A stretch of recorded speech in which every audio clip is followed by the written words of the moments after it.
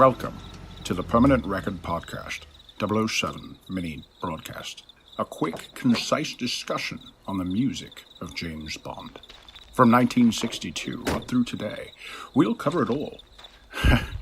Unless Spectre gets to us first.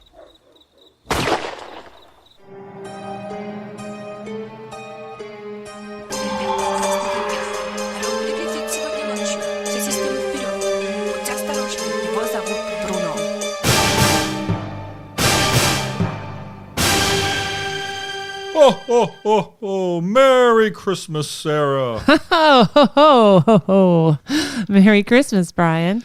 Hey, folks, welcome to the Permanent Record Podcast Christmas episode. Yes, this is our Christmas episode, but it's not a typical Christmas episode for us, is it? It is not because, folks, we love talking about James Bond. Well, I love talking about James Bond. Sarah, I guess, tolerates it. I enjoy it. She enjoys it. She likes those movies. I do. And we have not done a James Bond episode this year. And when we were trying to decide what was going to be our special episode for Christmas, we suddenly remembered that this Bond movie that we're up to actually contains an original Christmas song. It does indeed. So we had no choice but to switch over from our regular Permanent Record Podcast episodes to our James Bond mini episode, which means that this is not episode 150 of our podcast. That will happen in 2023, I guess. Yes, that's right. Yeah, we're getting away with not having to do a special episode for 150, so that's kind of good. And we also covered two other topics that we wanted to cover. We got James Bond here, and we've got Christmas here, so it's all good. It is all good.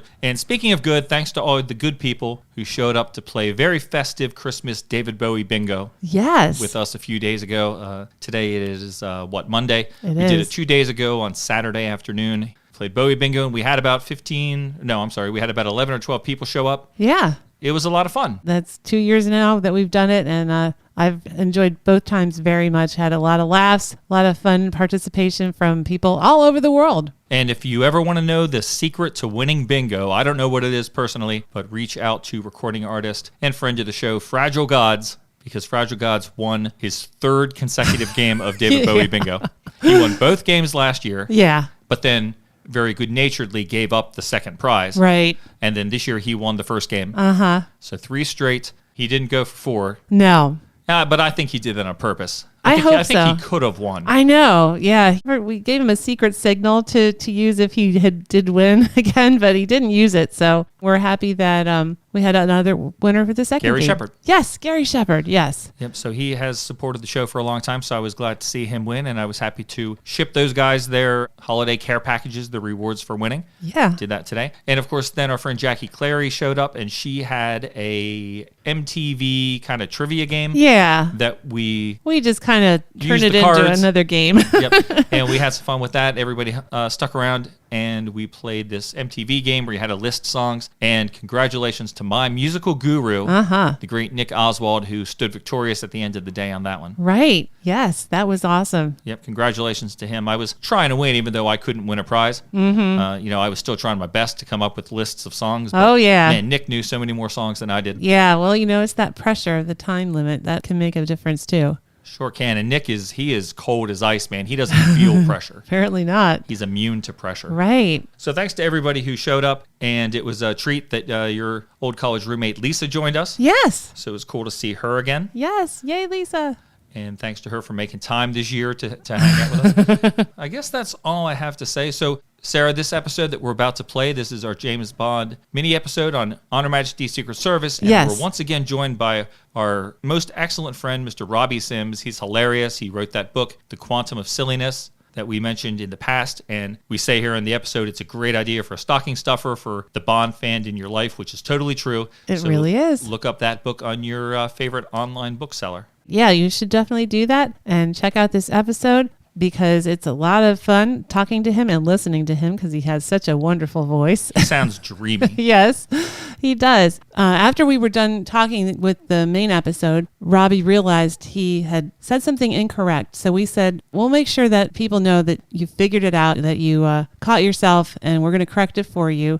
because we don't want you to look bad. And we're not going to correct it. He corrected it himself. Yeah. So we know how Bond fans are, Sarah. If Bond fans catch another Bond fan saying something wrong, they jump all over the person. Right. So we just want to make sure people know that Robbie knows. Yes. That what he said wasn't exactly right. When we were talking about the theme song on Her Majesty's Secret Service and the idea that there were going to be lyrics for it at some point, he said that Hal David said something about the lyrics. Well, at the end, he realized that he had said Hal David when he in fact meant Leslie Brickus. I think he just had Hal David on the brain. We were talking about so many creative people in this episode, it's easy to understand why you get them scrambled. Oh, for sure. Thanks again to Robbie for making time to join us. It's always great to talk to him. Here's the episode. We will join you afterwards for a review and our end of the year summary, whatever that's going to be, whatever Okay. that's worth, and we'll wish you a Merry Christmas. So enjoy the talk with Robbie, and we'll see you again.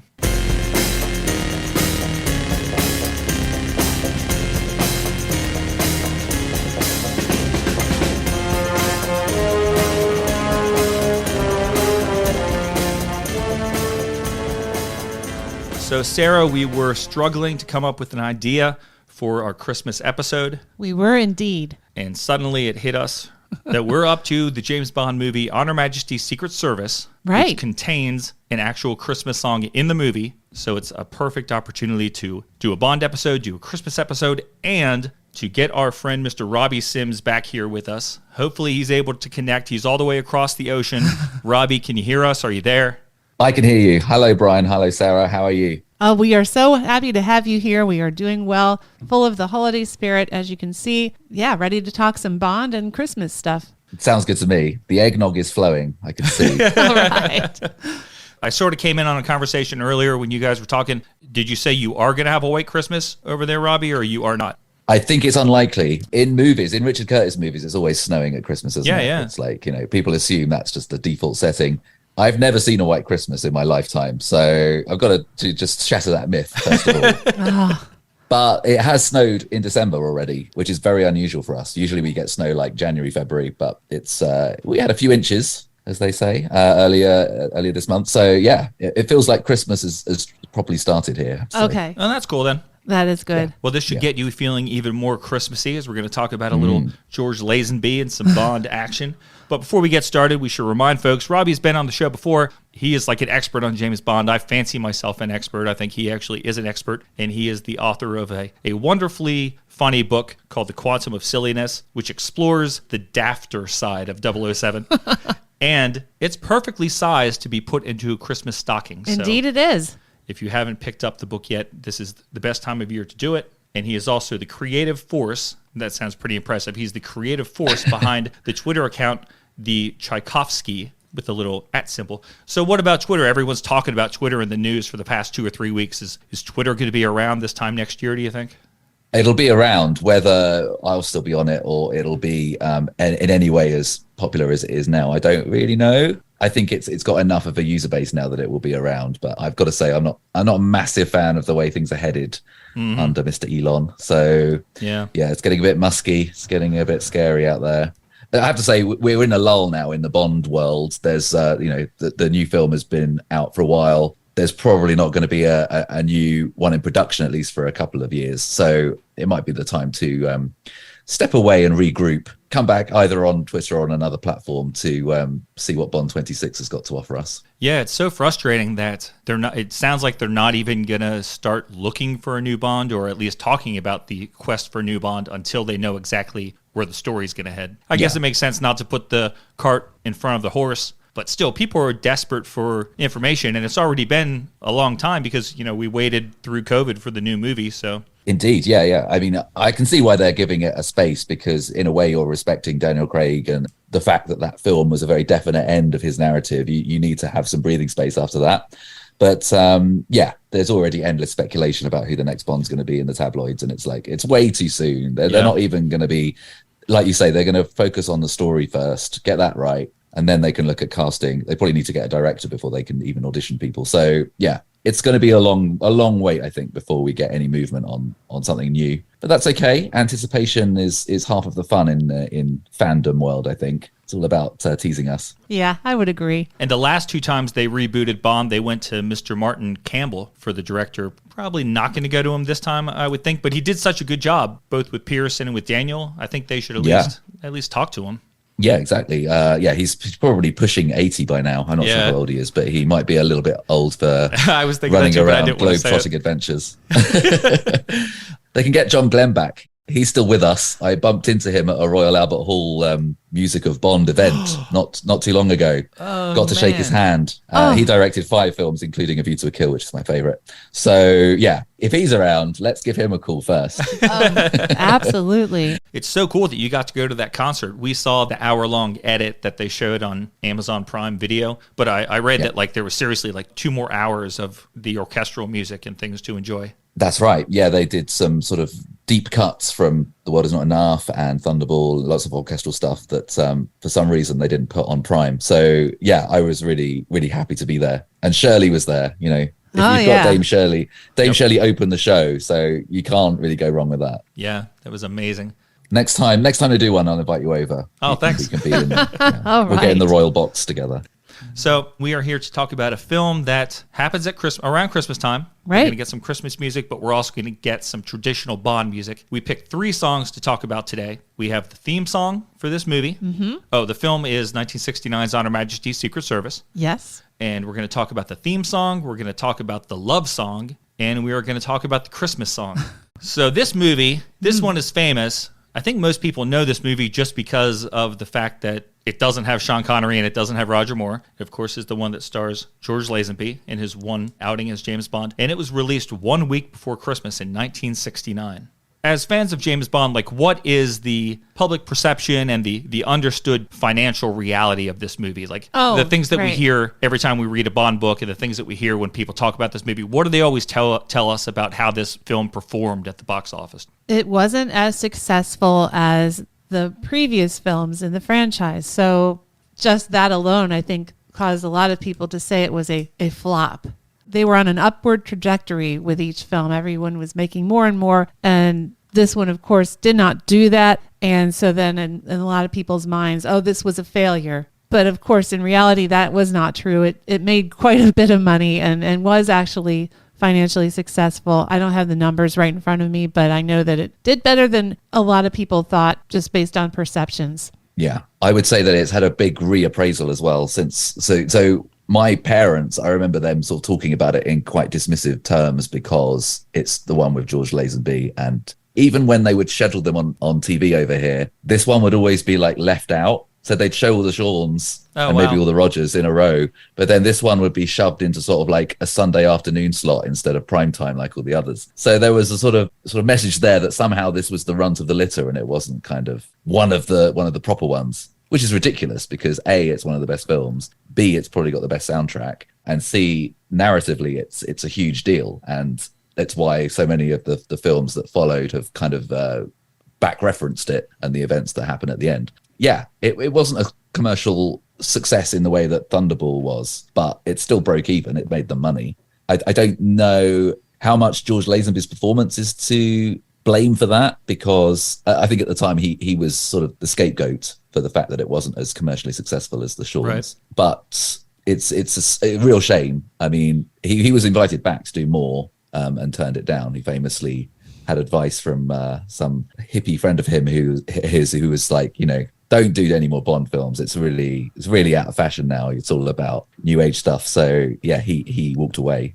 And that's fine because that meant we got another Sean and Roger instead, which is pretty good in my book. But yeah, I think this has had a real reappraisal over the years and now it is considered one of the best. Agreed. Yeah, totally agree with that. I think this is the best Bond film. I always rank this as my favorite. It's kind of interesting what you just said. I would have loved to see more from George, but I think that if George had stuck around and we did not get Roger and The Spy Who Loved Me, I'm not sure Bond would still be around today. Good point. Because that film was so huge and it changed the perception of Bond and made him... Sean definitely was the 60s. Roger claimed the title of Bond for the 70s and going forward from that. And I think the filmmakers would have tended to just continue trying to make a photocopy of Sean had George stuck around. I don't think they were looking to break any new ground with him. Yeah, I think that makes a lot of sense. And I mean, given what George did to prepare himself for the role and to get himself selected for the role, you know, wearing a Sean Connery suit and getting his hair cut at the same place that Sean Connery did,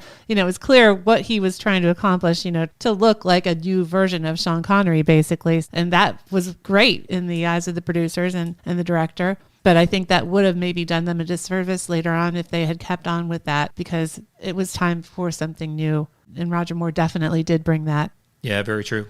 Before we start talking about the music, I wanted to force the conversation just to talk about the perception of the movie, because I've always read what you guys just said, that it was a financial disappointment. So I actually looked today to see how the film did at the time. I was really shocked to learn that it was the number 11 movie here in the U.S. for 1969. For the whole year, it just barely missed the top 10. It was number 11. In the U.K., it was the highest grossing movie of the year. It was the number one movie. The problem is just at the end of the theatrical run, it had only made about half of what You Only Live Twice made. Comparatively speaking, it wasn't a huge hit. But when you look at the charts, you know, it really was. Robbie, you mentioned that he got the bad advice about the future of movies, kind of new age and stuff. The movie I always see mentioned was the person told him, no, movies are all going to be like Easy Rider from now on. And Easy Rider was the number 4 movie for the year here in the U.S. So I was like, okay, maybe there was some truth to that. But then the number 5 movie was Hello, Dolly, which is just like a traditional kind of musical, right? Yeah, right. Yeah. So it seems like there was still an audience for movies that, you know, weren't Peter Fonda riding a motorcycle and filmed oddly. Right. So,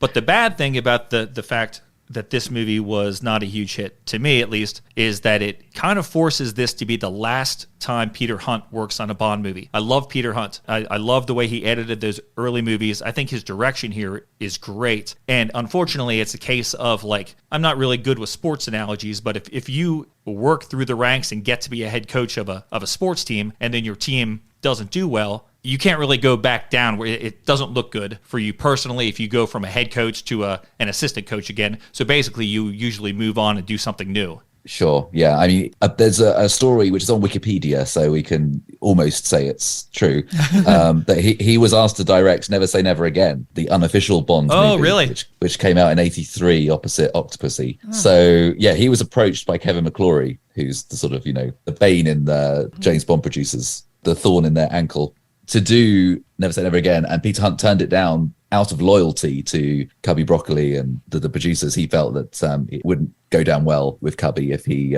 turned traitor and did a rival film. So good for him, I guess. Yeah. I think Cubby was loyal to his friends and employees, so it's nice to see it being returned to him. Yeah, I agree.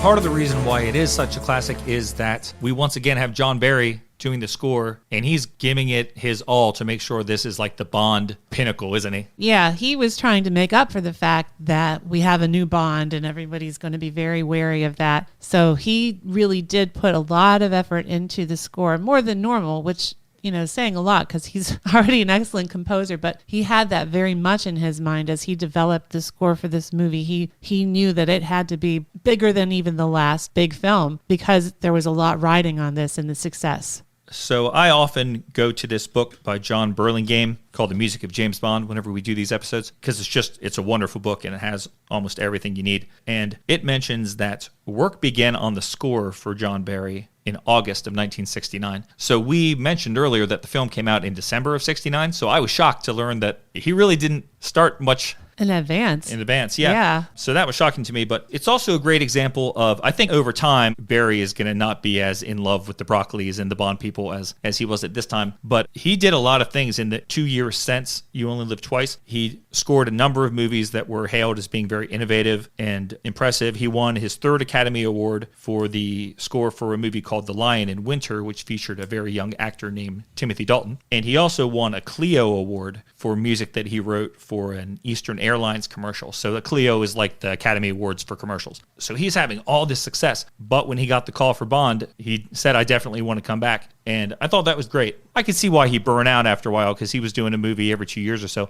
But that stretch from Russia with Love to Diamonds Are Forever is just like the Imperial phase. Imperial phase. That's the Imperial phase for Bond, isn't it? For sure. If you listen to a Bond theme compilation, when you hear those songs, are they all like stone cold classics in your head? Yeah, absolutely. Yeah. I mean, John Barry is kind of tied in with the swinging 60s and everything over here, even though he had a prolific career, 70s, 80s, and 90s. Yeah, it's the 60s particularly that he's known for and that is his Imperial phase, if you like. And this is 69, so we're kind of, we're on the turn. We're almost into the 70s where things get a little bit grubby, not in terms of John Barry's output, but just, everything gets a bit sort of seedy and brown, doesn't it, in the 70s. But this has still got that 60s sort of sparkle of swagger of sort of swinging London town, which I quite like. And the soundtrack wheels in a Moog synthesizer, which I'm very excited by. Me too. That's a sign that things are turning into something else, and the 70s are coming, I guess.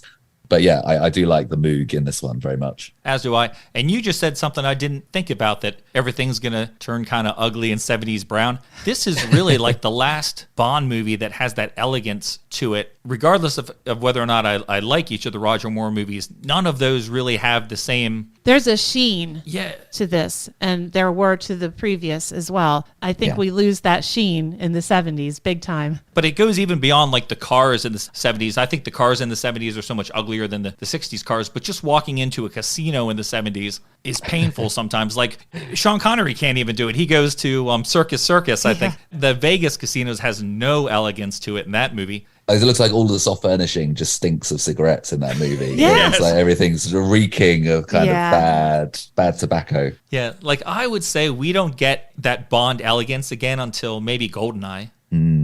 I would say The Living Daylights has some elements of it. I think the scenes in the city where Kara's playing, I think those are pretty good. Yeah. It's quite timeless, The Living Daylights. Although it's a product of the 80s, you don't really get that, apart from Aha possibly, which I know is a big bonus for you guys. There's not an awful lot of 80s-ness about it, whereas the previous one, A View to a Kill, just reeks of the 80s. Right. It's like shoulder pads and Duran Duran and all that. But yeah, you're right. I think The Living Daylights is has that classy sheen to it. Well, I think Bond movies never get classier than the scene in here where Bond walks into the casino down the big steps and that song Try starts playing.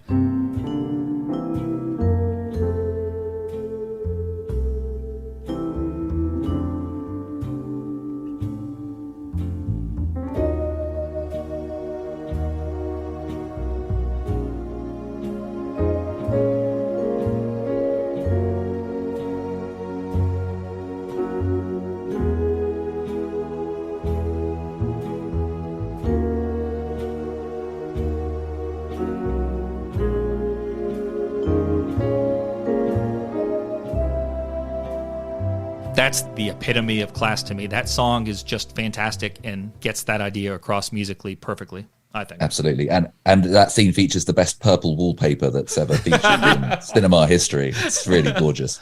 Out of all the choices that you have for that category, yes.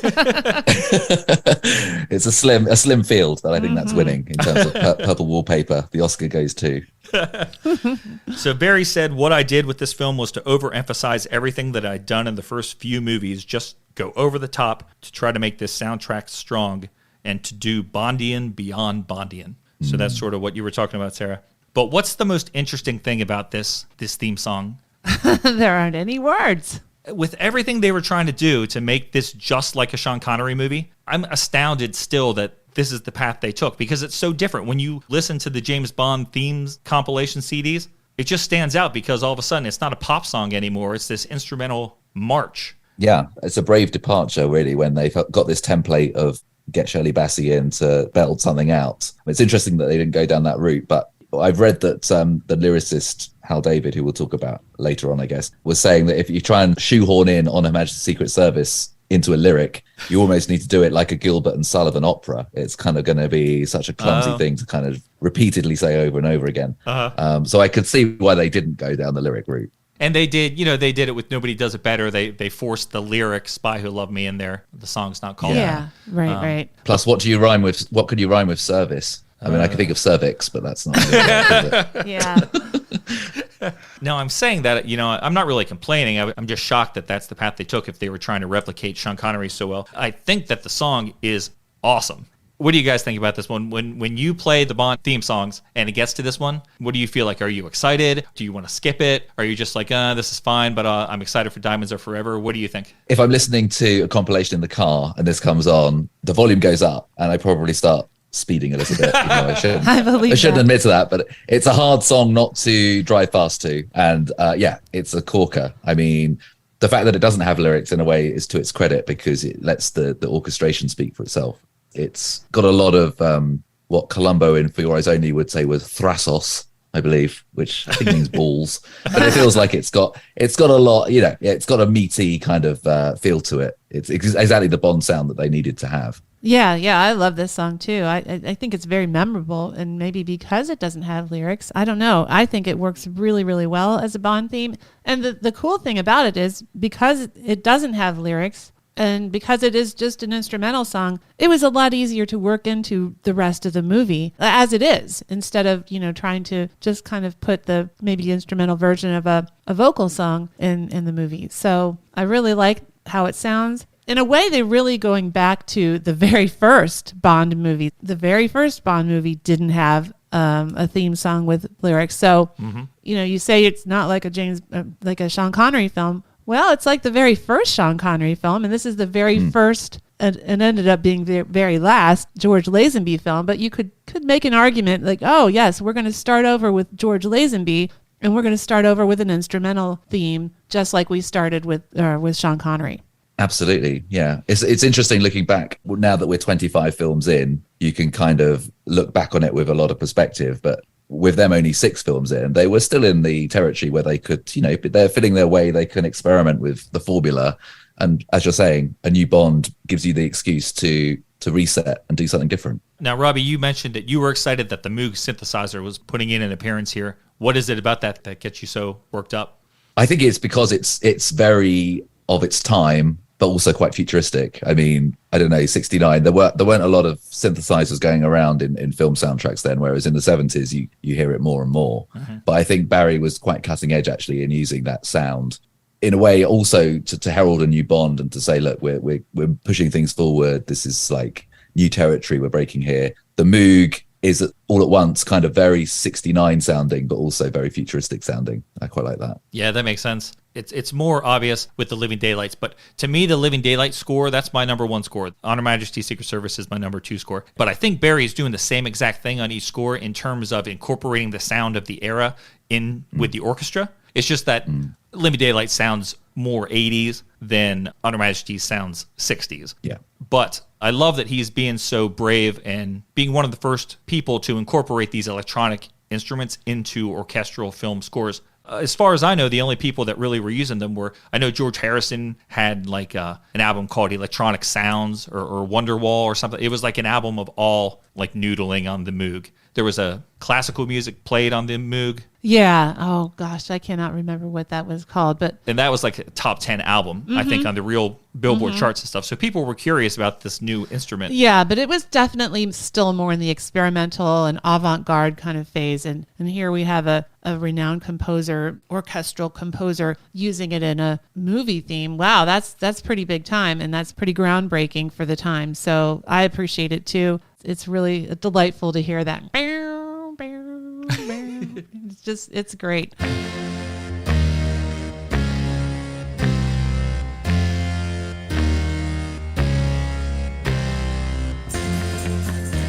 Those notes, I mean, the Moog synthesizer is monophonic, which means it can play one note at a time. Barry's using it to play chords on this. So he has 3 Moogs set up, 3 people playing it, And he didn't want to do any overdubs. A lot of people would record the score and then overdub the Moog on top of it. He wanted the players of the Moog to be in with the orchestra and conduct them like traditional players. So that's how this was done, which I had no idea until we started researching this, which I think is great. That's amazing. But for each chord that's played on the Moog, you have 3 people playing the same, not the same notes, but the notes in the chord. Each element of the chord, all at the same time, being conducted by someone. That's really tremendous. Wow, I didn't know that either. Yeah, a Moog orchestra is really cute. Yeah, I know. Right.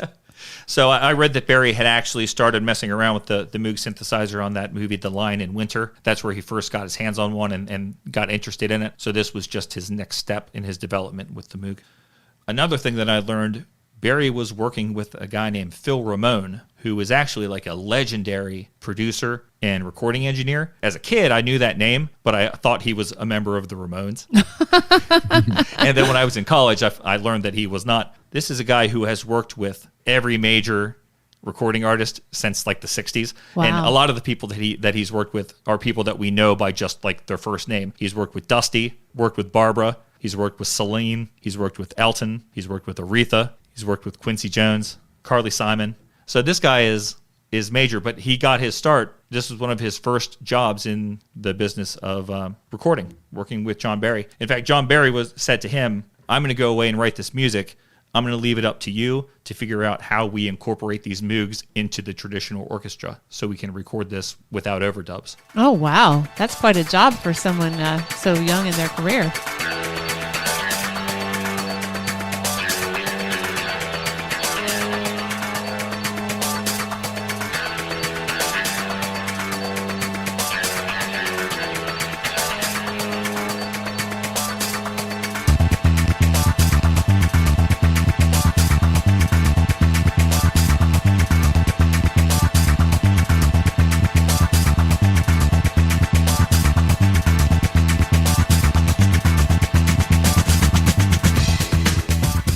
I hope you're going to raise the Propeller Heads version, because I love what the Propeller Heads did with it. That was like 97, I think, that came out. But that's great. It sort of mashes it up with Captured in Space from You Only Live Twice. Right. Yeah, their cover version is pretty incredible. And there's a point like 2/3 of the way in where everything drops out and then the bass comes in. And it's the most meaty, chunky bass you could ever wish for. And it's a thing of beauty. It's one of my favorite moments. Yeah.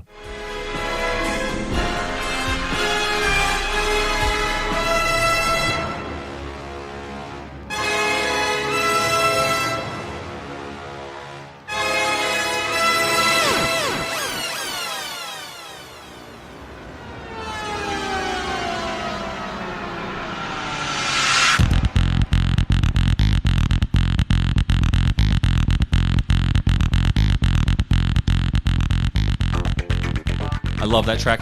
I sort of get confused sometimes. That originally appeared on David Arnold's Bond Shaken, project, Not right? Stirred. Shaken, Not Stirred. Yeah. That's one of the best songs on there. It's so good. Yeah, definitely. Before we move on to the next track that we're going to talk about, I just want to stress again how incredible I think this song is. I remember not really liking it that much when I heard my first Bond compilation cassette back in 1990 because it seemed so out of place. I was digging the sound of the 60s, and I love Diamonds Are Forever, and this song sort of interrupted the flow. But then as time went on, I started to like it more and more, just like I did the movie. And now I think that there must be like an alternate universe somewhere where this song wasn't used in the 6th James Bond movie. It came earlier, and this is either like the James Bond theme song, or this is like, you know, the song 007 that Barry would use that appeared in numerous movies, that this song sort of serves that role because it works really well as a theme, but the march also works really well just as a musical interpretation of the character of Bond. So I'd like to think that there's a universe where we get this song in many movies just to let you know that this is an action-packed scene and pay attention. Well, yeah, because they did do that in this movie. They did substitute this song, you know, where they would normally use the 007 theme, the Monty Norman theme, that they would use this instead, sometimes as the signature song for, you know, Bond doing really great action things. So you're not wrong. We hear the refrain again in No Time to Die, actually, but it's sort of in a really bizarre sort of scene where they're just chatting by the river. So it doesn't really serve as an action cue at all. No. Yeah, I know. It's a shame it hasn't been used again, but I can see why they've kept it just for that one movie. They do a good job reprising the next song that we're going to talk about in No Time to Die, but they sort of dropped the ball with On Her Majesty's Robbie mentioned the propeller heads, which is great. I had a note here about that I love that. And I wanted to close this out by asking you guys, when they were talking about theme songs back in 1969, Mr. Lazenby had a suggestion. Oh, I think we should have this band record the song. Do you guys know what band George Lazenby thought should record the theme song for the movie? I don't know. I'm going to guess something like Led Zeppelin, but maybe they weren't even around in '69, were they? I don't know. I think they were. Yeah. They were doing something, yeah. I don't think you're too far off. I'm going to say Pink Floyd. Nope, it was a band called Blood, Sweat, and Tears. Oh, okay. What goes up must come down. Spinning wheel, got to go round. Talking about your troubles, it's a crying sin. Ride a painted pony, let the spinning wheel spin. Jeez. And it seemed like nobody really gave his suggestion much consideration. Well, I don't think that's a bad thing. All right, so that song took care of much of the action of the movie, but one of the great things about this film is that Bond movies always have action. This time we get some real love scenes in the movie. There's a good relationship between Bond and his leading lady, which is played by the wonderful, drawing a blank on her name, even though she's my favorite Bond actress. Diana Rigg. Diana Rigg, that's right. I love her. I can't believe I forgot her name. And part of the greatness about this movie, in my opinion, guys, is that I really buy into this love storyline. Unlike in the Daniel Craig movies, I was sort of offended the first time I saw No Time to Die because I was offended that they were using Diana Rigg's theme song to try to make me buy into the girl from Spectre and No Time to Die. It seemed like they were taking a classic song and trying to make her character more important by tying it to that song. That made me angry. How do you think the love subplots in this movie come off? Do you buy it? I do, yeah, which is ironic because, reportedly, quite famously, George Lazenby and Diana Rigg really didn't get along. And there's reports of Diana eating garlic before a love scene just to really piss him off. But, it really works. And that's to do with, I guess, the script and the fact that the romance is given time to actually develop. There's a whole chunk of the film where Diana Rigg isn't present. You set her up at the beginning of the movie, then Bond goes off to have his way on a mountain for about an hour or so. You don't forget that Diana's in the film, but when she reappears, it's a really great moment because it feels like it's almost like reintroducing the character all over again, and you really get to buy into the fact that this is a romance that's kind of a slow burner. It's also helpful that they do a montage, which you don't often get in a Bond film, but we get a nice sort of romantic montage scene, which helps to sort of solidify that romance. But yeah, I'd say the chemistry is really solid. How about you, Sarah? Yeah, I would agree. They seem to have really great on-screen chemistry. I would have never guessed that they were not getting along off-screen. They do a really good job of building that relationship, kind of love-hate thing, right? And because it's a Bond film and we don't want to spend too much time on the romance, I like the fact that they do the montage to kind of quickly show how the relationship develops. They give you enough information. Oh, okay, this is real. This is happening, but they don't dwell on it because that's not really what a Bond film is supposed to be about. But when he finally realizes that he loves her and we see that moment, I think it's very believable and it's very touching as well. They both do a great job in that scene. The montage works way better than I think it has any right to. Montages like that have sort of become like something that shows up in spoof movies, and we're supposed to laugh at them. Right. But it works really well in this movie, and maybe that's because of the wonderful song that is playing atop it. Right. And that's the song that we're going to talk about next, and that is We Have All the Time in the World by John Barry with vocals by Louis Armstrong.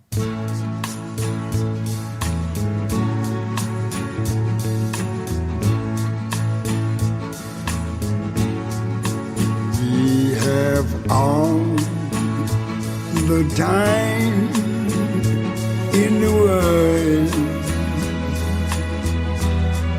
time enough for life to unfold all the precious things love has. So Barry came up with the instrumental theme for the movie, but he knew that he had this great section of the film where he can come up with a pop song with a vocal, and it was the love story. He took his inspiration from this song, well, not Barry, I guess, the lyricist, who is Hal David, took his inspiration for the lyric from something that is said in the book by Bond multiple times, and most memorably, it's on the last page. And I wrote down the quote just so we could share it, but then I was like, well, why should I read it when Mr. Sims has like the best radio voice you're ever going to hear? So I said, hey, Robbie, even though this is going to kill everyone's Christmas mood, can you share the quote from the book that inspired the title of this song? Well, I'll give it a go. Audiobooks are not my forte, but let's have a shot at this. This is the last thing that Bond says in the novel, and it inspired the title of the song.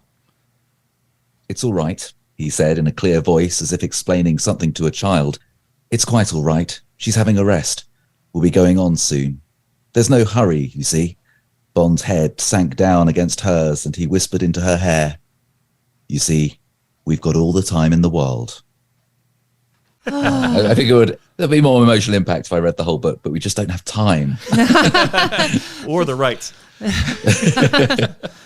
But man, when you read that, I mean, wow, it's Chills, so powerful. right? And you can picture it exactly. You can picture the scene in the movie. It's almost exactly the same as it's Right. not quite, Almost word for word. but they filmed it so wonderfully. And I don't know, what do you guys think about George's performance? Because some people really bust on his performance right there, but I've never had a problem with it. I think it's fantastic. I think it's really, really well done. I buy into it. And I just read, as I was researching for this, and I don't know if it's true, but I read that Peter Hunt had him up that morning at 8 o'clock filming and rehearsing all day so that by the time he got to that scene, he was exhausted. He was just like done. And it was intentional to get him into that state of mind, like very drained, so that when he gave that performance in the car, that it was even more believable. And I think if that's what he did, and if that was how it worked out, I think it worked out very well. You know, that if that was his intent, if that's really how it happened, I think it was done to great effect.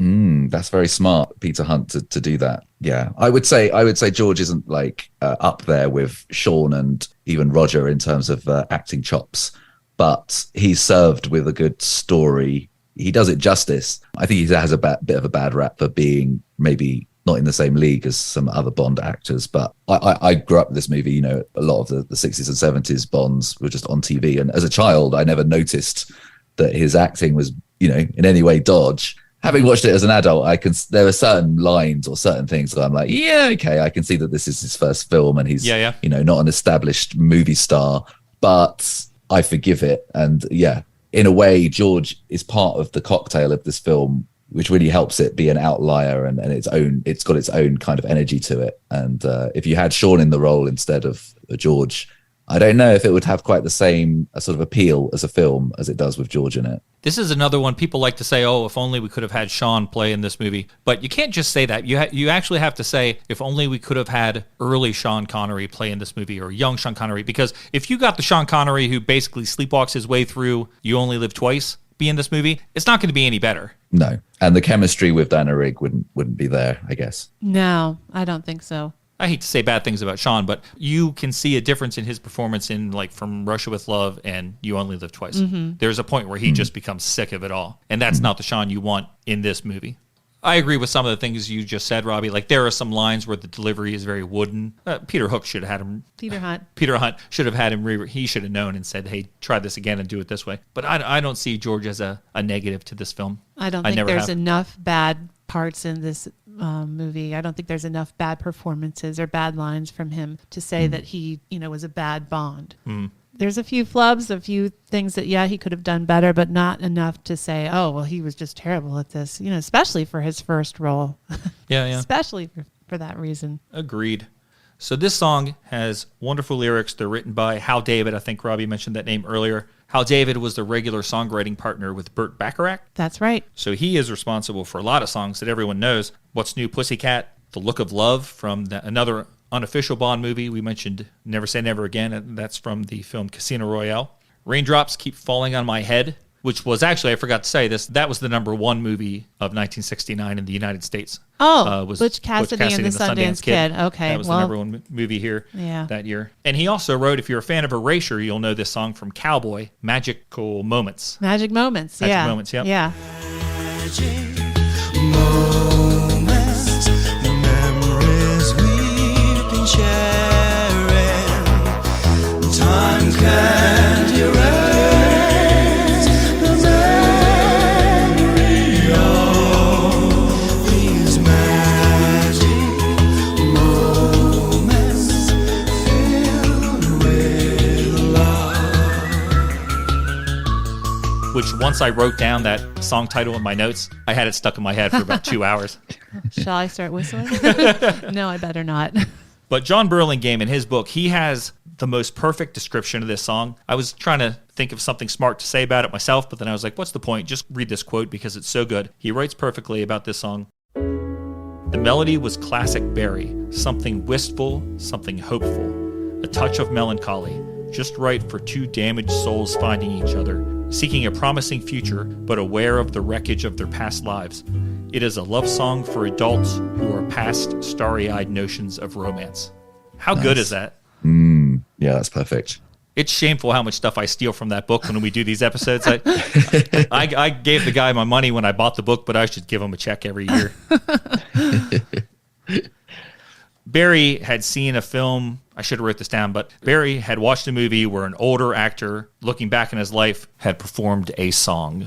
The song was released as a single, and it was a surprise hit. Like, no one thought that this was going to be a hit. And that's sort of the feeling he wanted to go for with this song, he said. And to him, the only person that he could think of that could pull it off with the vocal was Louis Armstrong. And that's who they reached out to. And credit to the Bond producers, because at this point in time, Louis Armstrong was not going to guarantee anybody a top 40 hit. So I think it's great that they said, that's a good idea, go ahead and see if you can make it happen. They could have forced him to get somebody who was, top of the hit parade that week that would have given them a number one song, but it wouldn't have been as good, right? Yeah. I mean, if you have Nancy Sinatra back or someone, she's just not going to have that same gravitas that you need for this song. And I think Barry even said that the reason they wanted Louis Armstrong was because it was like almost ironic that he's singing about "We Have All the Time in the World" when he himself was actually getting quite frail. I think he passed away only a couple of years after recording this, and this might have been his final ever studio recording that he did. Yeah, it was. Yeah. So, I mean, that adds extra poignancy to it anyway. But that's obviously what they were going for, was this sort of bittersweet sort of feel that he brings to it. Yeah, I read that he'd actually been in a New York hospital for a year when he was asked to do the song, and that he happily agreed, though. He was ready to give it a try. Yeah, he was having kidney issues and heart issues that kept him in the hospital for over a year. Yeah, but he was happy to do it, and after he was done, he thanked them for letting him do that. And I think he recorded this in one take. I read that he took 2 or 3 takes. Okay. Is what I read. That was something that they mentioned, was that he really liked the song, and that's what made him want to do this job. Phil Ramone said, I expected him to show up, kind of ad-lib through it and work on it with the band, but when he showed up, he knew the song. He was able to sing it, and he knew how he was going to sing it, so he had given it thought ahead of time, and he said it was just a great experience to get to see him do that. John Barry called him the sweetest man alive. Aww. Hal David said, he was so frail, and I thought, can he do it? But I remember the thrill I felt the moment that the first line came out. It was so wonderful. He was so human and so humble. He did 2 or 3 takes, and that was it. But they also talk about how he came in and he was so personable. He went over immediately and started talking to the musicians and met them and hung out with them for a while, and he was just so happy to be there. Yeah. Oh, that's so nice. There's a rumor that Herb Alpert was the trumpet player on this song, but I don't think that's ever been confirmed. John Burlingame again would know. I know that Louis himself wasn't well enough, I don't think, to play the trumpet. That's right. Yeah, Right. They did have to get someone else to play it. I have not seen who it was. That's an interesting rumor about Herb Alpert. I tried to find the answer to that today. But yeah, that would be very cool Yeah. if that was true. So what do you guys think about when you hear the performance of this song? Is this just another pop song to you, or is it more affecting to you in some way? Personally speaking, it's made me cry more than once.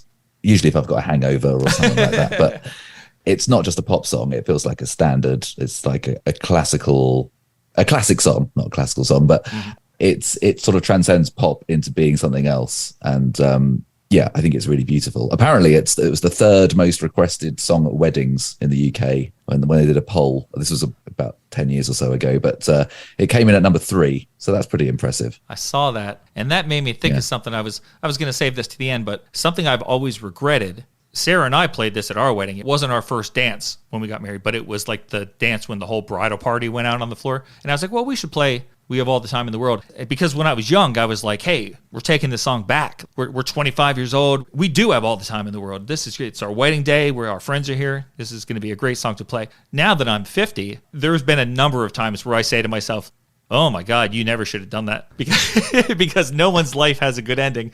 And people are always going to say oh man, I remember their wedding. They played We Have All the Time in the World. Turns out they didn't. Well, look, Look how you're defying their expectations. You know, you buck the trend there. Not You're only- going strong. Yeah, we're still alive and we're still married. So Yeah, that's but- pretty good. Yeah, but still, nobody wins at Just the don't end. don't park in a lay-by in Portugal at any point, and you'll probably be fine. That sounds reasonable. I think we can make that happen. I was shocked to see that article from the BBC. The number 2 song was The Carpenters' Close to Me. Oh, yeah. And the number 1 song was Bryan Adams' Everything I Do for You. Oh, brother. Yeah, but I apologise on behalf of my countrymen for that top yeah. 2. Yeah, because, I mean, that's a pop song to me. That's a pop ballad. This is not. This is, like you said, Robbie, a standard. To me, this is a very classic sounding song. It's got a lot more depth, a lot more emotion than you would expect with a standard pop song, even a ballad. I think it transcends that level, and it is on another level. Totally agree. Hey, I just thought of this, Robbie. Here's a trivia question for you. What is the connection between Everything I Do for You and James Bond? Oh gosh, the only thing I could think of about the Bryan Adams song is that it broke the record for the number of weeks at number 1 in the UK, but that's not going to overlap with anything James Bondy. It's from the film Robin Hood, Prince of Thieves. Here we go, and that has Sean Connery in it. There you Is that go. it? There we go. Sorry, You the got wheels. it. The You wheels. got it. I thought I was The going to stump cogs you. were turning eventually. I'm like, if I know this one, he's got to know this one. One of my best memories as a kid going to see that movie in the theater. It was opening day. Nobody knew. There's no internet, so nobody knows Sean Connery is going to show up in the last. Spoiler alert: Sean Connery shows up in the last minute of the movie, and he's the king. People seriously went nuts on opening night. They started clapping like it was a concert and cheering and hooting and hollering. It was great. I loved it. But yeah, it's neither here nor there. Going back to the song, the crazy thing, guys, you just said really great things, both of you, about this song. It transcends pop. It's a classic song. This song was not a hit in either the U.S. or the U.K. It didn't even chart. No, it was Incredible, not. right? Yeah. Right. Like I said, Louis Armstrong at this time wasn't a top 40 artist, but the song is so good, you think people would just sort of overlook that when they heard it. Oh, it's a return to form for Louis Armstrong. It's great to have him back. Here's a really strong single. The same thing happened with Diamonds Are Forever, which in a way is much more of a radio friendly song. Yeah, it is. That got to like number 36 or something in the UK, which is just ridiculous because I would say you've got a 3-film run here of We Have All the Time in the World, Diamonds Are Forever, and Live and Let Die, which I think are the strongest 3 Bond songs, Bond themes. Mm-hmm. So it's crazy that the first 2 didn't even chart. But now everybody recognizes them as some of the all-time classics. Yeah. Robbie, thanks to you and your fellow countrymen, the song did ultimately make the top 10. That's right. Yeah, it was in an advert for Guinness, was it? That's right. I Yeah. think it was for Guinness. Yeah. So I think it first came back into the public eye or the public recognition because of My Bloody Valentine. And they did a cover of the song in 1993 on a charity album called Piece Together.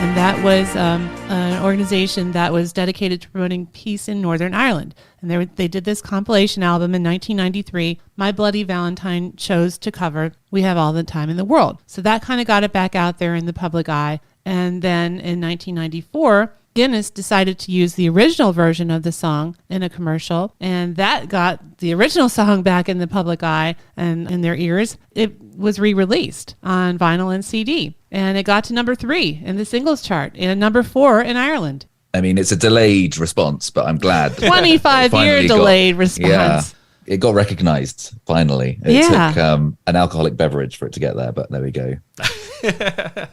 Did you guys watch the commercial? I did watch it. I watched it today. I remember it being on. It was on all the time. Oh, really? It was like on loop every commercial break. You'd see it. So it's no surprise that the song kind of ingrained itself into the public psyche. But the advert is quite cool. Oh, Yeah. really? You liked it? You guys Yeah, like it? well, and then when you said about on a loop, yeah, that's kind of what happens in the commercial because it's I think that it's called Infinity because it's just kind of like the same sequence of pictures that you go deeper into this thing and then you come back out again and then you start over again, right? It's just kind of focusing on the beer, like it goes into the pint glass. Yeah. And then you see like there's bubbles and then that they turns turn into planets else. or something, and you're like going through the universe. And right. But you come back to the pint glass. And then it comes back to the pint glass and then it starts all over again as the song is going. Right. And I'm certainly not going to argue with success because this commercial took the song to number 3, which is great, and let people hear it. But that commercial did not make me want to drink Guinness in the slightest bit. Like I didn't understand why people, if it had another song, I bet you that commercial wouldn't have been so well loved. It was the music that saved that commercial, at least in my opinion. Sure. Okay. Yeah. I mean, you don't want to be drinking whole planets and solar systems, do you? That's not going to relax you.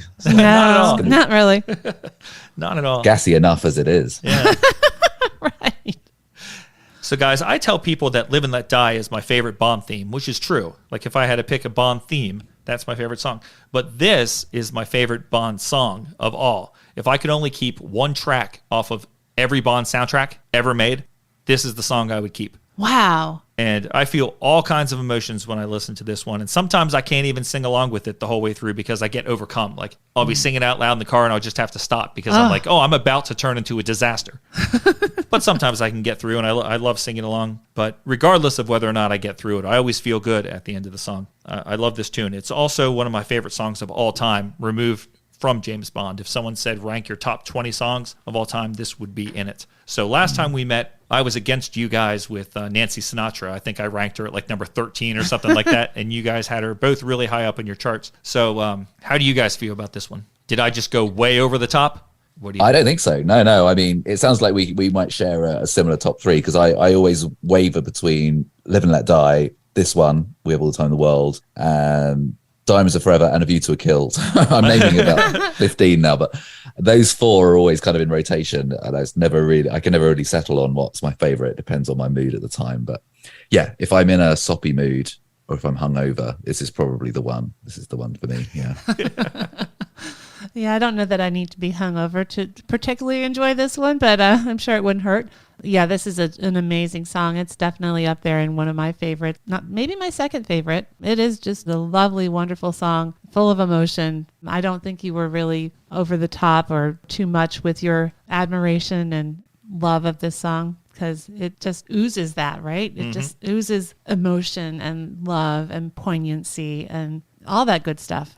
Wow, we're having a group hug here about this song. We are. I think when we talked about Thunderball, we couldn't have a group hug because Robbie doesn't like Thunderball that much. And then last time, You Only Live Twice, I was the holdout. Yeah. This time, we're all getting along. It must be the Christmas season. It's going to say it's a Christmas miracle. Yeah. Exactly. And lockdown is easing, so we can all hug each other fine. Yeah, there you go. Yeah. So speaking of the holiday season, there's one last song we're going to talk about today, guys. Oh, boy. And because of the fact that much of this film takes place in snowy Switzerland in December, Barry decided that having an original Christmas song would serve the film well as source music. And that means that in the movie, this song is actually being heard by the characters. So that's the difference between this song and the song we just talked about. Bond and Tracy were not riding horses and hearing Louis Armstrong singing, but here in the movie, he is running through the town trying to escape Spectre, and he is hearing this song on the loudspeakers, which is kind of cool. And this is a song called Do You Know How Christmas Trees Are Grown? Reindeer, even though they try, they need other things. Once a year they have to fly, and they don't have wings. Do you know how Santa gets around? He needs snowflakes and reindeer, sunshine and raindrops, friendship and kindness, and most of all, he needs love. And you know what? I realize that sometimes hearing this song makes me groan. Oh, nice. That's a Robbie Sims quality joke right there. It was a wooden delivery, but I'll let you have it. So what do you guys think about this James Bond Christmas Carol? Is this one of the holiday greats? Considering how many other versions of it I've heard all the time on the radio, which is zero, never. I'm going to say no. It's not a holiday classic. It's not a Christmas classic. It's not even a Bond classic. What do you Wow. say, Robbie? Is it possible that they've gone too schmaltzy, even though it's a Christmas song with a children's choir in it? It still manages to sort of become a bit too schmaltzy. Oh, that's very possible. I think that's possible. Yep. I kind of have an affection for it, and it's part of the soundtrack which I listen to quite a lot. So I've grown.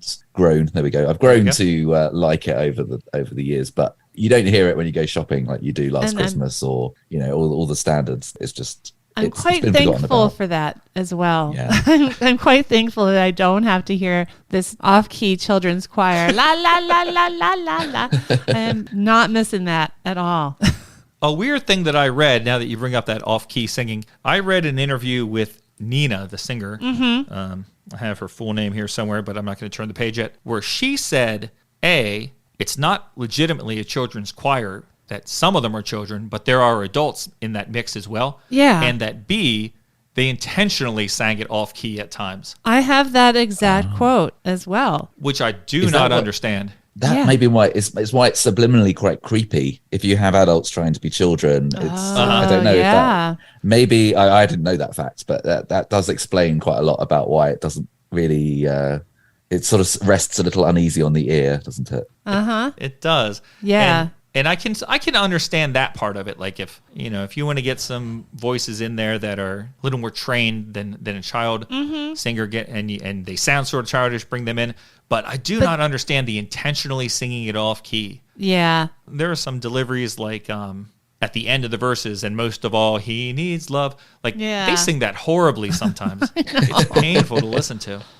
Oh my God, why would John Barry do that? Yeah, I don't know. Yeah, no one's ever going to answer that question for me, so I'll just move on. So one of the things about this song that I thought was kind of interesting was that this is, again, a Hal David song. He did the lyric for the last one, and he did the lyric for this one, but he said that this was the only time that he ever worked with John Barry where the lyrics came first, and that he had a poem that he had written called You Know How Christmas Trees Are Grown, and John Barry said, I'm going to put music to that. So that's how this one was written.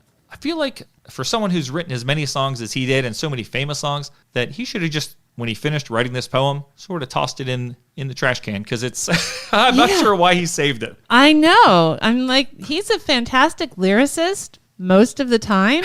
This is not a good example of good lyrics by him because they are just seriously weird. It's a series of questions where there are increasingly more answers provided. Not all of those answers really make sense to go with the question.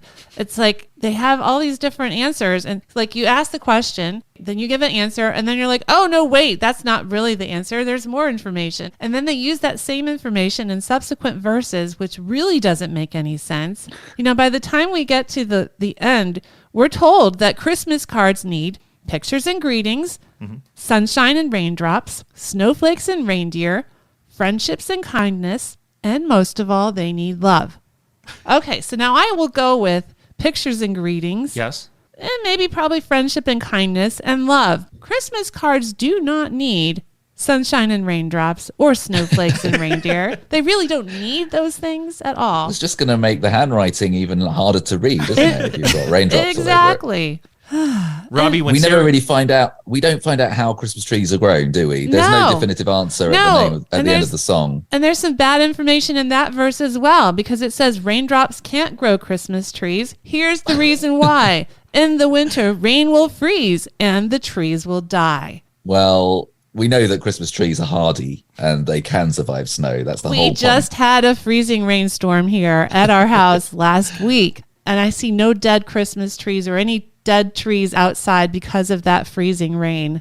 So I will definitely heartily dispute that claim that is given in the song. now, Robbie, when Sarah started that hate-filled diatribe about the song, at Tirade. first you looked very uncomfortable, as if you wanted to interrupt her and defend the song. Was I misreading the expression on your face? No, I'm on board with Sarah's critique. Oh, to be wow. honest, yeah, Okay. yeah, it's absolutely fair comment. I would say that if there was a whole chapter and verse on photosynthesis, then we'd know how Christmas trees are grown. But unfortunately, they couldn't find any rhymes for photosynthesis either. Yeah. It's a weird one. It talks about how Santa's reindeer can fly and all this kind of stuff, which is again not really answering the question of the Christmas tree. But there we go. Yeah, they're not doing a great job of staying on task No. with that lyric. And it's also doing that thing that they do in the song, who is the one with the beard of white? Santa's the beard of is the one with the beard. And then and you have to remember with each verse. Santa, must be Santa. Yeah, that song. You have to keep Yeah. in mind everything that you've learned in the previous verses, which is way too much for my brain. It's building on everything from the prior verses and then adding to, at the end. Yeah, and I hate that idea because I'm forgetful at the best of times, and now I'm senile. So yeah, I don't like that either. Lyrically, it's a mess, but I also am not a real big fan of this vocal. I don't like the children choir. I don't like the lyrics. The quote, children's choir, we'll put that in air quotes. Children, we don't know. I'm also not a big fan of Nina Van Pallant, who is the vocalist on this one. Now, she has kind of an interesting history. I just looked her up because I wanted to see who she was, because this is embarrassing. But when I first got a James Bond hits compilation, I saw that this song was by Nina. Uh-oh. And I legitimately... I know where you're going with this. I this. legitimately was... Oh my God, she was around like a long time before 99 Luft Balloons. And I heard the voice and I was like, that doesn't sound like her, but I guess she could change her singing in like 15 years' time. So I legitimately thought for a while that this was the same singer that did 99 Luft Balloons. I'm clever enough now that a few years ago, Robbie, we went to see Erasure, and a synth artist named Nina opened for them, and she was awesome. And her name is also just Nina, and she's the best. Okay, this is the third Nina. Yeah, It's not the Luft Balloon Nina. Okay. Right, it's a different one.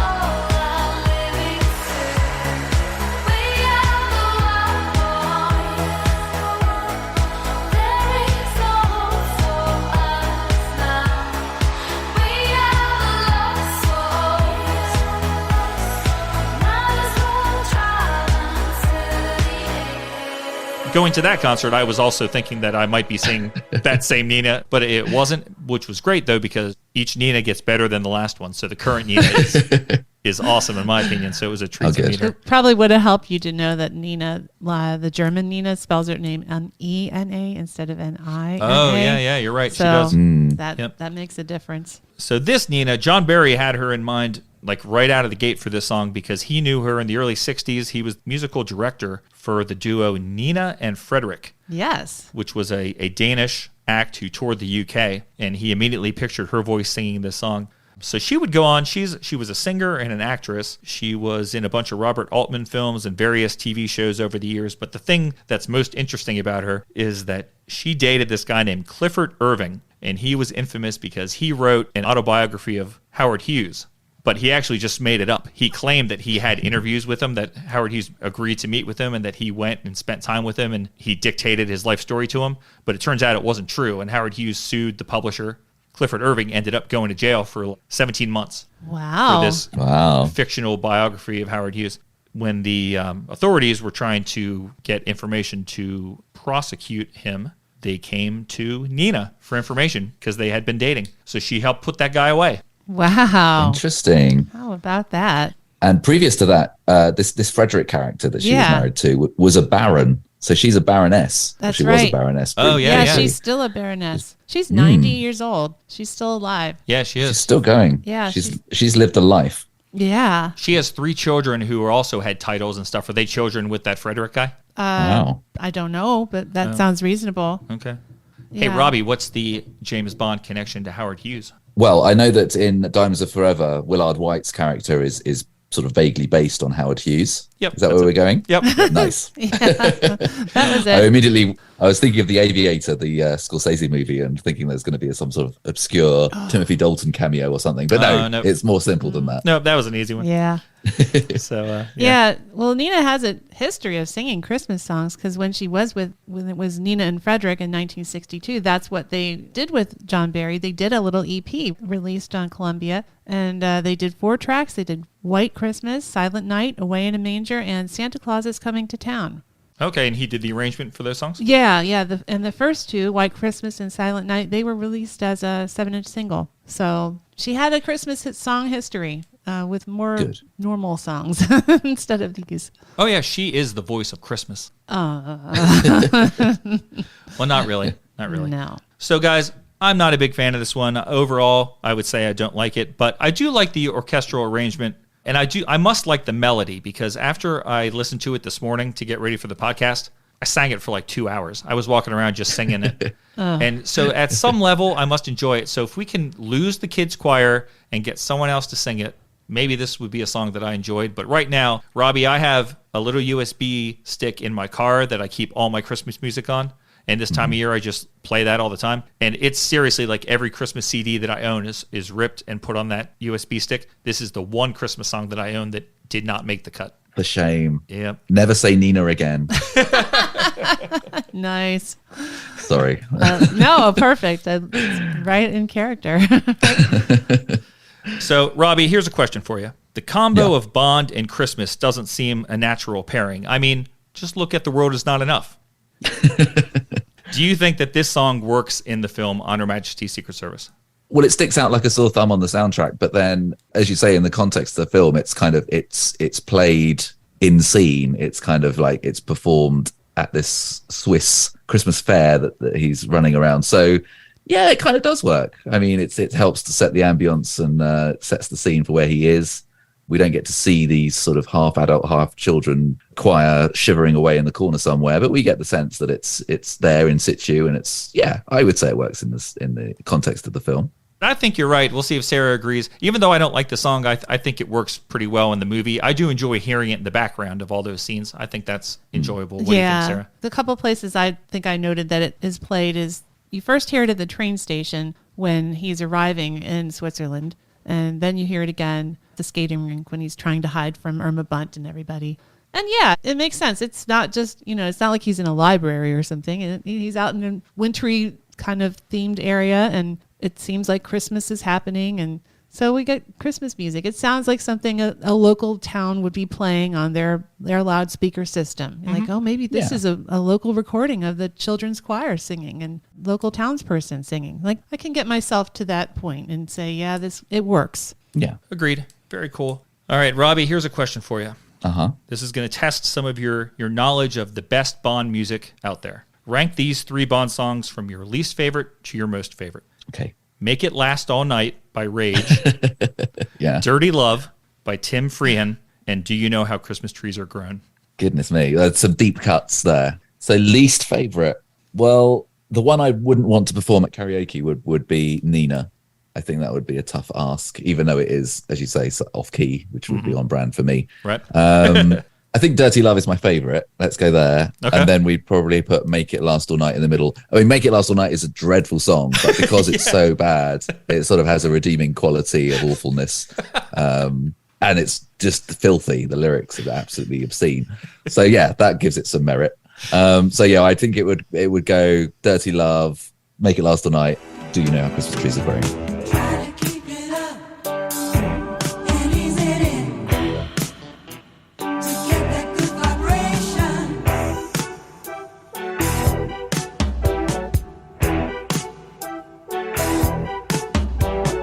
You can come too late and have to wait to get that good sensation. Ooh, can you feel it moving smooth and slow? I think seeing you do Make It Last All Night at karaoke would be amazing. Think of like the crowd reaction to someone getting up and singing that song at karaoke. It would be so outrageous. I should have done it at the Albert Hall when I went to see the music of Bond. Just storm the stage. That would have gone down a treat, I'm sure. You definitely should have. As long as you had like a sequined sport coat to wear with it, Oh, right? You know me well. You know me well, Sarah. Yes. Right. One last question for you, Robbie. So we talked about a Christmas song that we don't really like too much here as a group, but what is a Christmas song that you do enjoy? Like, what is your go-to Christmas song for this time of year? The one you have to hear every season? Wow, that's a big one. It's changed over the years, actually. I used to really love, is it called Christmas Wrapping? Oh, yeah. Oh, by the Did you guys Waitresses. get that over there? Yeah, the Waitresses. Yeah. Yeah. That's kind of been overplayed a bit now, and it's been covered quite a lot, and it's kind of like lost its uniqueness. I might go with, just because of the way the world is right now, I might go with Happy Christmas, War is Over by John Lennon. I think that's pretty beautiful. Yeah, that's a good And with what's happening in Ukraine, I think, for this time of year, I think that's probably top of my list right now. I like that. Good answer. Oh, nice choice. How about you guys? I would have to say my favorite Christmas song is probably Sleigh Ride I really like that one. I like that you hear instrumental versions of it and vocal versions of it, and I like both iterations. Sometimes I like the instrumental versions even better, the Pops version or the Leroy Anderson version. But there are some very good vocal performances of it as well. And I really like the sentiment of the song because it's all about just enjoying the season and all the things that go along with it. These things are the things we'll remember all through our lives. And that's, to me, what Christmas and this time of year is all about, just making memories and having a good time with friends and family. So not just how it sounds, but kind of the meaning of the song as well. Oh, that's cute. Yeah. I was going to try to get by without answering this question because I have an answer, but after hearing Yeah. both of your answers, I'm embarrassed of my answer. Really? Because both of yours are so nice. They're so touching, and your sentiment is so wonderful. I can't get through Christmas without listening to Bing Crosby. Bing Crosby is the voice of Christmas for many people, me included. But when I thought about what is my favorite song, if I had to pick only one song, it's not a Bing Crosby song, I was shocked to discover. My Christmas song that I have to hear is Paul McCartney, Simply Having a Wonderful Christmas Time, which I think Nice. more than half the population does not like. And we covered it a couple years ago on our Christmas episode, and we got a lot of complaints, Robbie. People did not like that we tried to make them listen to 45 minutes of people talking about that song. But I love it, and I leave it on the radio every time it comes on, and it isn't Christmas until I hear it. Good for you. I mean, I've gone Lennon, you've gone McCartney. Yeah. It kind of works, doesn't it? Yeah. That's right, yep. Yeah, that's really good. I'm out there in left field. I don't know. So we've kept you for a long time. I told you it would take an hour. We're almost at an hour and a half. But we've got to do, if you have a few more minutes, I always do like to quiz you with the James Bond trivia game. We like to take a card out of the game and just ask you 4 questions and see how you do. I'm up for it. All right. I've got a feeling I'm not going to perform as well as I usually do. Let's see what happens. All Let's right. see I how have the cards faith in you. fall. I don't know. You Good, seem down. thanks. You seem down on yourself today. You keep I saying am. I don't know. that Yeah. you It's aren't the- remembering things as well. But It's these dark nights. They're getting to me. We'll see how we go. I gave you those 2 impromptu questions during the discussion just to try to get your brain warmed up for this. Yeah, and you did quite You did. well. So Yeah, you got 'em both. I have high hopes. I think you're going to do Thank just you. fine, Robbie. Oh, this is the pep talk I needed. Thank you. Yeah, you got this. So here, That's a there's 4 sign. questions. Robbie, the first one is called Bond Basics. Mm-hmm. And if you would need multiple choice, I can give it to you because they do provide that. But I think you'll know it without that. So the Bond Basic is, who does General Gogol call a common thief and a disgrace to the uniform? Gosh. Okay. I'm even having trouble placing which film that is, but I think it's going to be Octopussy, and it's probably going to be General Orlov. No. Do I mean General Orlov? Hang on a second. It's a general, isn't it? General someone. It is a general. Okay. Bear with me. I know that it's the actor is Stephen Burkoff. Is it General Orlov? Am I doubting myself too much? It is General Orlov. Yep, you're correct. See, I should thought just you're- go with my instinct. I was just going to let you talk yourself out of a correct answer there. Not nice. Yep, I think that people say that actor chews more scenery than anybody in the history of the Bond franchise. Yeah. Apart from Jaws, maybe he literally chews some scenery. Right. Nice. Very good. So this one doesn't have a category, so I'll just give you the question. Does Bond throw the bouquet, his hat, or his gun to Moneypenny after the wedding in On Her Majesty's Secret Service? Well, this is my favorite Moneypenny moment, actually. So I know this answer. It's the hat. Exactly. Is that right? Yeah. Good. Yep. Good. Yeah. I know yeah. that Moneypenny is wearing a good hat anyway, so there's already quite a lot of hats involved. But yeah, that's a moment where you actually see that Moneypenny does have a sort of emotional investment in Bond, but is still kind of like, happy to see him married and happy in his own way. Yeah. But yeah, I think that's a really lovely moment with Lois Maxwell, who plays Moneypenny. Totally agree. That moment would have been ruined if he hurled his gun at her. It's not a traditional thing. No. Hey, for a bonus point, Robbie, who gives Moneypenny a handkerchief after that happens? Probably M. Yes, you are correct. So now you have 3 points out of 2 possible. Whoa, you got a bonus one in reserve. This is Yep. this is going better than I thought.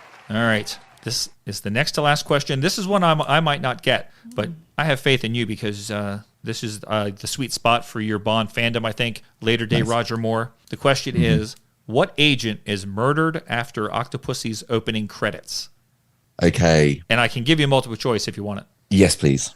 006, 008, or 009. Rats. Well, I don't think it's 006, but I was already torn between 008 and 009. I'm going to go 009. You got it. That's what I was thinking. Ooh. Oh, good. So you're at 4. Can I get a bonus point for knowing that at the beginning of View to a Kill, it's 003 who's buried in the ice? Oh, No yeah. is the answer, but I just that's one I am You're actually trying certain to about. collect more So points. All right, you now have 5 points out of 3. nice, shameless. You can sleep right through this last question, which is fitting because I think I've slept through this movie a couple times. Oh, boy. To what animal does Sheriff Pepper say, "Boy, you is ugly," in The Man with the Golden Gun? I believe that's an elephant. Exactly, it is an elephant. Man, you got a perfect score once again. Ooh, actually, better than perfect. He Yeah. went Can above you and imagine beyond. playing this game for real? If we got the board out and we played this game for real, it would be so tedious because we all know too much. It's like there's no jeopardy in this. Yeah, that's true. Well, one day I'm going to stump you. One day we'll get together and all of a sudden you just suddenly realize, like, oh man, that question, I have no memory of that at all. And I'll feel it can guilty. happen. I'll be happy and I'll feel guilty at the same time. Man, we really appreciate you joining us today to talk On Her Majesty's Secret Service, my favorite James Bond movie. And I'm glad you guys enjoyed these songs as much as you did. 2 out of 3, anyway. Yeah, 2 out, right. The main Yeah. songs. It was great that we could all come together for the holidays and agree that this music is top shelf. Absolutely. Yeah, it's been an absolute pleasure to enjoy it with you. And I'm quite jealous that you've had we have all the time in the world at your wedding. That's pretty good. I think that's a lovely thing. We did Well- walk into the Bond theme as well. Oh, yeah, we did. As the Oh, wedding my party was goodness. being introduced. And then when we came out, there was da-da-da. This is Yeah. perfect. Well, maybe you enjoying the fact that we did that will help me deal with the fact that I sometimes regret it now that I'm getting old. But if you think it's cool, I'll start convincing myself that it was cool. It was good. Yeah, that'd be good. I know we invited you to that wedding, Robbie. I don't know why you didn't show up. Oh, I think the invite got covered in raindrops, so I couldn't read it. Right. And that makes sense. Problem there. Yeah. It had love, it had rainbows, it had sunshine, but Yeah. the raindrops spoiled things. Well, as they always do. Well, thanks again, sir. We wish you a very, very happy Christmas and a wonderful holiday. you. And we hope that maybe our paths will cross again next year and we can talk about Diamonds Are Forever because I'm led to believe that's one of your favorites as well. Ooh, yeah, things get good. Things keep going well in terms of the films coming up. So I'm excited for next year, and I wish you both a very, very happy Christmas and an exciting and cozy 2023. Right back at you, my friend.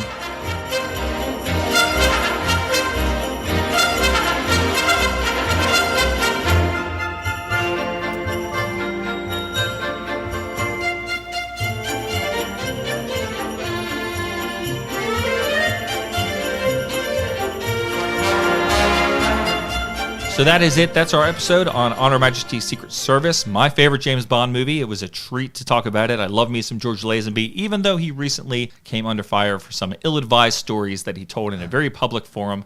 I guess it's not cool to love George Lazenby right now, but I love the guy. He's a big lug. His documentary on Hulu is incredible. It really is. That was such a fun watch. I really, really enjoyed that. And any movie that stars Diana Rigg, Oh, forget it. Yeah. amazing. So if you haven't seen this movie just because it doesn't have Sean Connery in it and it doesn't have Roger Moore, it's worth checking out. Yes. On Her Majesty's Secret Service, give it a look if you get a chance. So, Sarah, we did get a review since our last episode. We've been trying to tell people if you want to do anything for the show for Christmas, if you're feeling like, hey, I want to help my friends Brian and Sarah out over the holidays, the thing that people can do is write a review for us on whatever podcast app you use. Apple Podcast is the main one that I know about, but I know Right. there are other ones out there. So if you listen to us through some sort of app or website that lets you write reviews, that really helps the show out in terms of our searchability. And Yeah, visibility out on the podcast apps and in the podcast world. we appreciate the folks that do take the time to do it. And like I said, we just got a new one this past week that we wanted to share.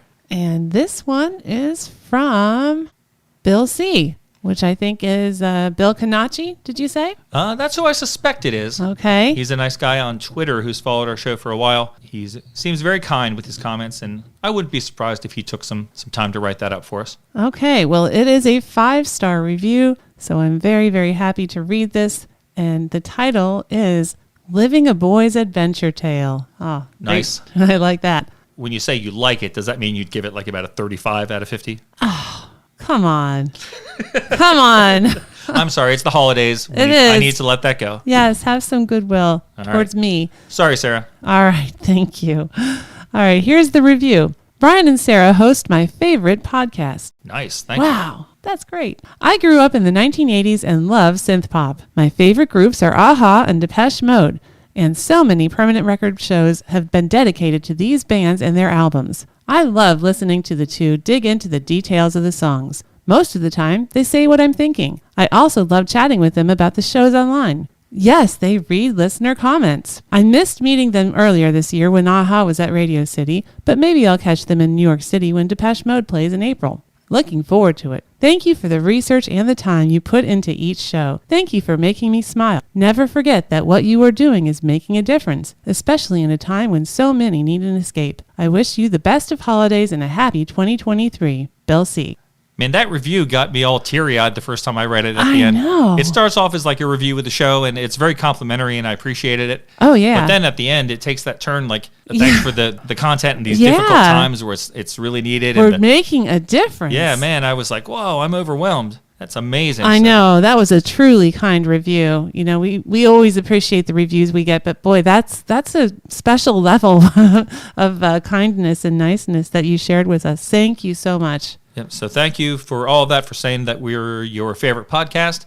And part of the reason we started doing the podcast is to interact with people about this music. Right. Yeah, part of the joys of doing the podcast is getting to respond and chat with people online on social media. I really enjoy that aspect of it. So it's my pleasure to, if anyone ever posts anything on our website or on our Facebook or Twitter, I've tried to make sure I respond to every single thing. Yes. I think I have. It's certainly not a chore to do that. It's my pleasure to get on and interact with other fans. Right. Yeah. Of the music. It's so fun to find other people that are like-minded and have the same interests as us. So thank you for everyone for your reviews, your participation, listening to the show. You know, it just really does make us happy. And we're glad that we can bring some happiness into your lives as well. Exactly. So we are going to disappear at the release of this episode. We'll still be on social media and stuff, but we won't have an episode released again until next year, January of 2023. Yep. Taking the holidays off. And this is breaking news. I haven't even said this to Sarah. Uh-oh. And I guess Sarah could override my decision.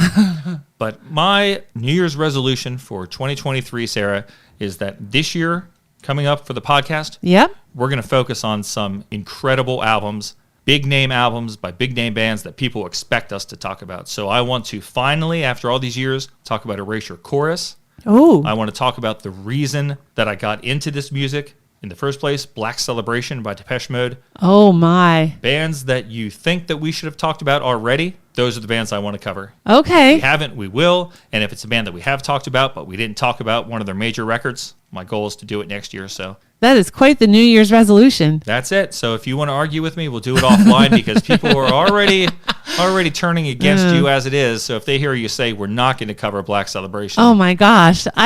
you'll never recover I from think that. you'd have to check me for some kind of illness or something if I said that, because I definitely want to talk about that. It's one of those life-changing albums for both of us, really. Yeah. So yeah, So true. definitely. And just think, it took us like 4 episodes to talk about Violator, Yeah. which is 9 songs. Black Celebration is like 12 songs. Oh, good grief. So Yeah, that'll be like half the year. The way we're going. we'll try to pick the pace up a little bit next year.